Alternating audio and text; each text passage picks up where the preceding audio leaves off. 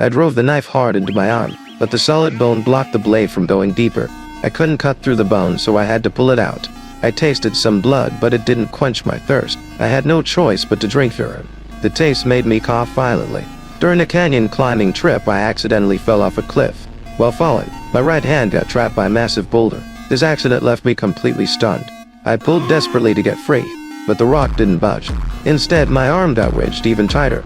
I had to endure the excruciating pain and try to move the boulder with my left hand. I used every ounce of strength I had, but the boulder didn't move an inch. Then I tried kicking it with my feet, ramming it with my shoulder, slamming into it with my body's momentum. I tried everything I could think of, but the boulder wouldn't shift even a millimeter. I was exhausted and wanted to rest, but my arm was being crushed.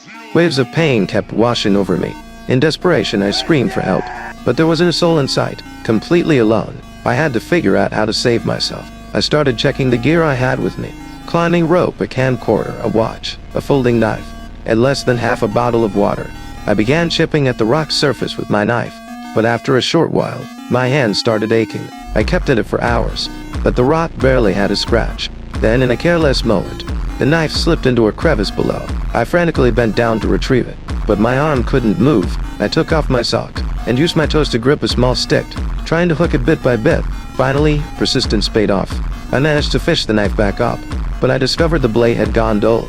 With no other option, I could only use it for grinding. My arm had been trapped for so long that poor circulation had turned my skin an unnatural blackish purple. I couldn't even feel the knife tip poking it. Now I had to prepare for the worst and work faster at grinding the rock, desperately trying to chip it open. I chiseled from afternoon until late at night, without a single drop of water.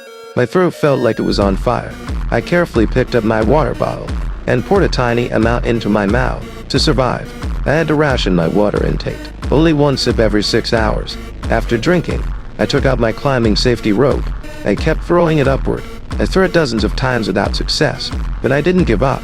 After continuous attempts, finally after half an hour, I managed to loop the rope around a rock above.